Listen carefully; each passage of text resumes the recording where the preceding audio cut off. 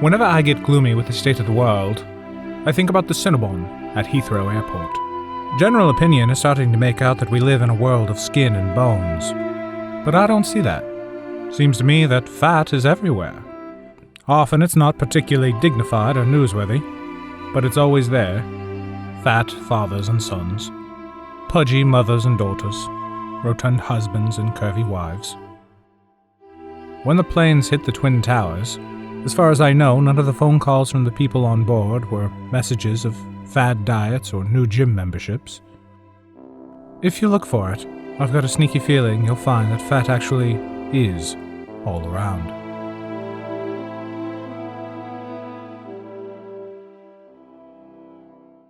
Fat, actually. Fat, sir. Fat. Fat. Chubby. Chubby. Chubs. Sizable ass. Plumpy. Huge thighs. I've seen Love Actually maybe a couple times in my life. I think the last time I watched it was like 10 years ago, and I think that my general impression was that it was somewhat amusing, but perhaps not my type of movie. I decided to put it on recently, and while my general opinion of the quality of the movie is unchanged, I was shocked by the sheer number of fat jokes. By my calculations, there is, on average, at least one reference to fat every 8.5 minutes, and Love Actually is not a short film. I was a fat kid when the movie came out, so you'd think I'd have taken it more personally when I watched it almost 20 years ago. But no, only now as a fat adult do I take issue with it. Being fat is generally not something I'm terribly sensitive about, but it was only as I was counting the fat jokes and jabs and comments in the movie that I started to stare in awe. So without further ado, allow me to run through every mention of weight in the film and dissect, where applicable, what exactly the joke is and why Richard Curtis, veteran writer and director of this film, thought it was appropriate. Let's start with the most well-known target of Love Actually's jabs, Natalie, the charming new member of the Prime Minister's staff. In Natalie's third scene, the PM invites her into his office to get to know her a little better. He asks her if she has a boyfriend, and she mentions that she just broke up with him. He said I was getting fat. A strange thing to say out of nowhere, but Natalie is presented as a very open and honest young woman. She continues. I beg your pardon? He said no one's going to fancy a girl with thighs the size of big tree trunks. Okay, so what is the joke here? Let's establish a simple fact. Natalie is not fat. Natalie does not have thighs the size of tree trunks. Even if we're supposed to suspend our disbelief here, there's nothing in the script describing her character that would indicate that she was supposed to be overweight. So I can only imagine the joke is supposed to be that it's absolutely absurd that Natalie's boyfriend would say she was fat. Because who would? In this scene, Annie, the Prime Minister's personal advisor, has been summoned by Hugh Grant so that he can have her fire Natalie for being too sexy. I am not kidding, and we're supposed to like this character. You know Natalie, who works here? The chubby girl. Now, I don't know what culturally is considered appropriate language to use in a professional environment in the United Kingdom, but somehow I don't think this is it. Would we call her chubby? I think there's a pretty sizable ass there, yes, sir. Huge thighs. So what is the joke here? Why would Annie, a neutral party, a woman occupying a very high role in government, someone who, as far as we know, has no personal problems with Natalie, describe her as the fat one, and not, as she mentions earlier in the film, as the new girl? And this is Natalie. She's new, like you. I suppose Curtis finds the clash between elite government respectability and crass sexist invective is humorous. And I suppose it's sort of funny in its absurdity, but it strikes me as insanely out of character.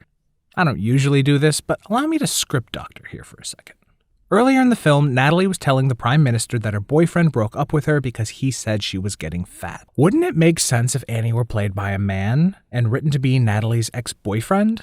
Then, when they make an absurd and inappropriate comment about Natalie's body, it acts like a punchline. Like, see, this guy's fucking crazy and obsessed with the idea that she's fat, just like Natalie said earlier. I have to imagine that this line is a remnant of a first draft somewhere that Richard Curtis altered, leaving it as a senseless and cruel, orphaned piece of dialogue that he just couldn't do without due to his obsession with fat jokes. After the Prime Minister redistributes Natalie out of the office, he realizes the mistake he made and goes running around looking for her, finally finding her at her parents' home just as they're about to leave.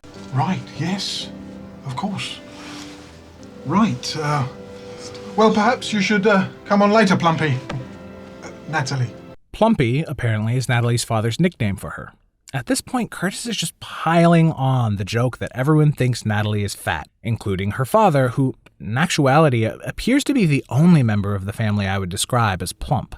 But we aren't finished just yet. No, we have one more stinging jab at Natalie's weight, and it comes in the final lines of the film. Get it? The joke is that Natalie will never find a man that respects her. Richard Curtis is the sole writer of this film, and Curtis isn't shy about the type of woman he finds attractive. It's written very clearly in the script. Switching over to what is probably the most famous scene in the movie, where Mark creepily declares his love to Juliet with an assortment of large cards. At one point, the cards read, "With any luck by next year, I'll be going out with one of these girls," and then he shows 4 women, all very thin, including the famously skinny Kate Moss. In the script, Richard Curtis says that the card should have pictures of 4 of the most beautiful models in the world, which I think goes to show you what sort of body type he's into. And if that isn't proof enough, let me read this passage from the introduction to the screenplay. He begins in his typical rambling fashion by talking about all of the food they bring you when you're directing a movie. This means that all directors put on weight during the shoot. See Hitchcock, Coppola, Peter Jackson. All the best guys are chubby, which means that the whole point of directing, to become attractive enough to go out with someone like Gwyneth Paltrow, is defeated by the fact that by the time you finish the film, you've become a great big Shrek-sized chubster no film star would look at twice. Not only is this yet another example of Richard Curtis's obsession with weight, but another example of his ideal beauty. Gwyneth Paltrow, who, Shallow Hal notwithstanding, is also ultra thin, which, more power to her. But what I'm getting at is that, compared to women like Paltrow and Moss, any woman is fat. So when Natalie's boyfriend nails her for having thighs the size of tree trunks, maybe that's how Curtis actually feels. I think now is a good time to talk about Richard Curtis's attitude towards women. It's interesting to me that a man whose films are generally regarded as geared toward women comes off as something of a pig. Love Actually is filled with very male-gazy moments, like Colin Frisell's affair in an American dive bar, Billy Mack's music video for Christmas Is All Around, or Aurelia Barros stripping off her dress and diving into the water for Jamie's manuscript pages. But the character who perhaps best exemplifies Richard Curtis's rather old-fashioned Madonna whore complex is Mia, played by Heike McCutcheon, Alan Rickman's employee and lusty temptress. Mia's only character trait is that she's sexy, and that she really wants to bone a 57-year-old man. Curtis misses no opportunity in the film to let us know that Mia is very sexy and very available. Well, actually, he might disagree with me there. In the commentary, he talks about one of his regrets. I can't tell you how fantastic the bottom half of Heike was that day, and I just hate myself for not having done a wide shot. No. What an insane thing for a grown-ass man to say. I can only imagine how he talks in private. Incidentally, in the script, Mia was supposed to be even more of a seductress and homewrecker. At one point, she casually suggests having an affair with the Juliet-obsessed Mark, and she was originally intended to be the girlfriend of Colin Firth's character Jamie, who he discovered sleeping with his brother. Compare her, of course, to Alan Rickman's wife Karen, played by Emma Thompson. The Madonna to Mia's whore, Karen is, frankly, the ideal mother and wife. She's funny, loving, beautiful, and fat, apparently. Except I felt fat. And in the script, Karen takes it even farther, saying, "Since when did my bottom stop being my bottom and turn into the second largest seaport in Britain?" Very expressive, she is. Lest you think that Karen is just being insecure, in the script, Richard Curtis writes, "She is a little chunky now." Most of the jokes in this movie seem to be based on the premise that it's funny or endearing to call people close to you fat. Such is the case with Bill Nighy's aging rocker Billy Mack and his relationship with his manager Joe. Billy first references Joe's weight here. How will you be celebrating? I don't know. Either I could behave like a real rock and roll loser and get drunk with my fat manager. Yeah, that looks like it felt good. A few minutes later, Billy hits him again. Here I am, mid-50s, and without knowing it, I've gone and spent most of my adult life with a chubby employee. I should add, this is while he's proclaiming his hetero love for him. It's a terrible, terrible mistake, Chubbs. But you turn out to be the fucking love of my life. And of course, Richard Curtis makes it clear in the script that Joe is, in fact, woolly, chubby, and moist. A few years ago, Curtis made a sort of sequel to Love Actually for the British charity event Red Nose Day, where he followed up on some of the characters from the film. We see Billy Mack during a radio interview, and at first it seems like it's going to be sort of an apology for all the fat jokes. Now, Billy, I see you haven't got your manager with you here today. Tell me, has he finally left you after you being so rude about him? Oh, not really, Mike. He was a big man with a big heart. Big heart attack. A big coffin. And no, he doubles down. And look, I'll admit, that made me laugh. But it really goes to show you that Curtis's humor has not evolved in the slightest. Out of all the fat jokes in the movie, the ones between Billy and Joe are easily the most defensible, because they make sense. Billy Mack is an asshole, so of course he would demean his manager, even when he was trying to express his gratitude to him. It totally fits his character, and it's also not a bizarre non sequitur, because Joe is, in fact, a sizable fella. Not that it makes it any less rude. Moving on to the next instance of fat-obsessed characters, we have the story of Jamie, his Portuguese housekeeper Aurelia, and her sister Sophia. In one of their first scenes together, Jamie and Aurelia have a mutually unintelligible conversation with one another regarding what else but fat. Would you like the last? Obrigada, mas não. Se visse a minha irmã ia perceber porquê. If you saw my sister, what a bizarre thing to say. We haven't seen her yet, but Aurelia's sister is indeed fat. So let me paraphrase what she's saying here. Hi, Jamie, I'm Aurelia, and no, I would not like to eat that croissant, because despite the fact that I am quite thin, I will never indulge in a French pastry, despite living in France, because I am so scarred by the mere existence of my fat sister. And if you saw her, any attraction you had for me would wither and die on the vine. Se fosse assim, não comia tudo, é que está cada vez mais rechonchudo. Furthermore, you fat piece of shit, you better put that croissant down, because in the near future, we're going to end up together and have two little English gremlins, and I refuse to be chained to a bulbous, bloated, blubbery Brit. Fuck Aurelia. To be fair, her attitude towards weight doesn't come from nowhere. Later in the film, after Jamie spent a couple weeks taking night classes in Portuguese, he goes to her home in Marseille looking to take her hand in marriage. Her father answers the door. O quê? Você quer casar com a minha filha? Sim. Anda cá depressa, está o homem aqui à porta.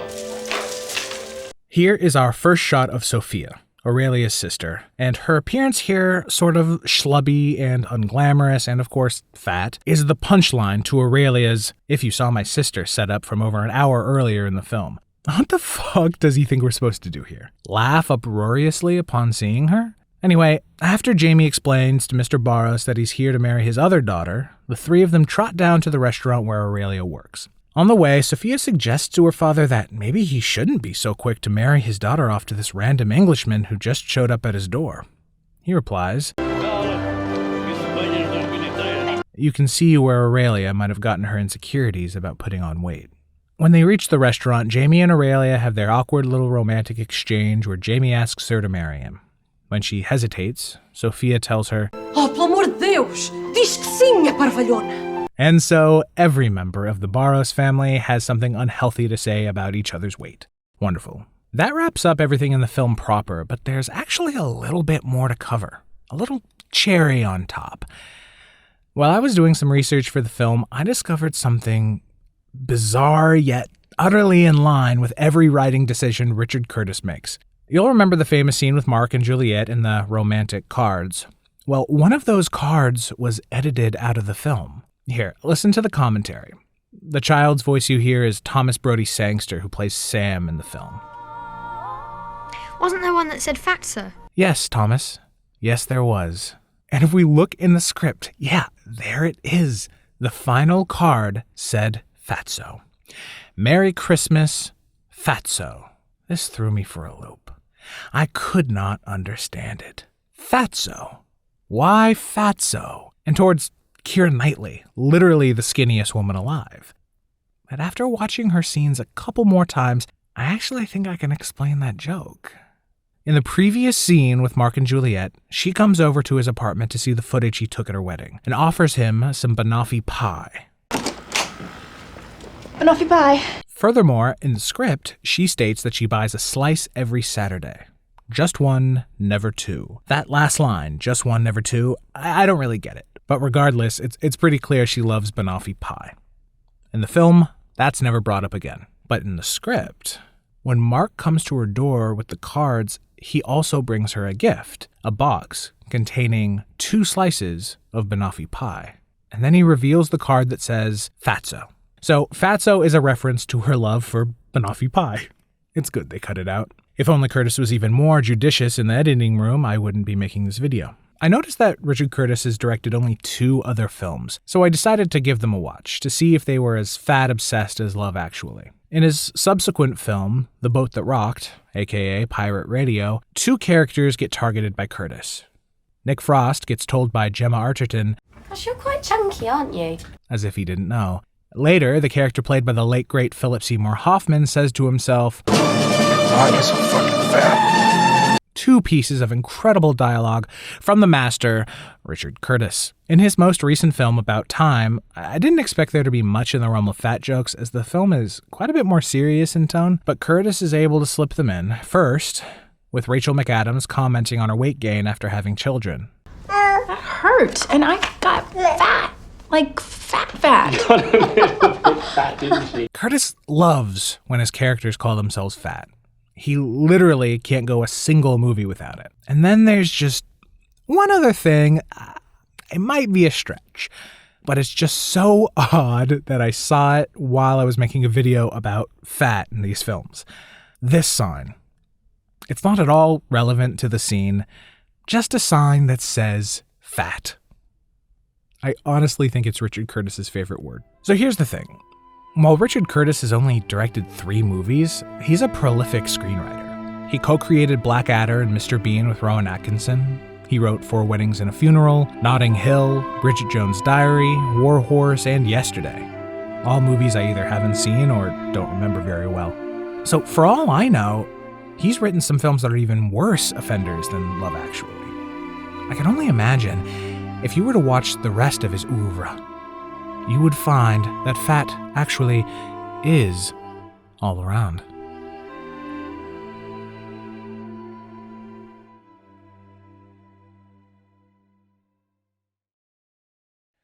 I feel it in my fingers. I feel it in my toes. Feel it in my toes, yeah. Fat is all around me. All around me. And so the belly grows. So the belly grows.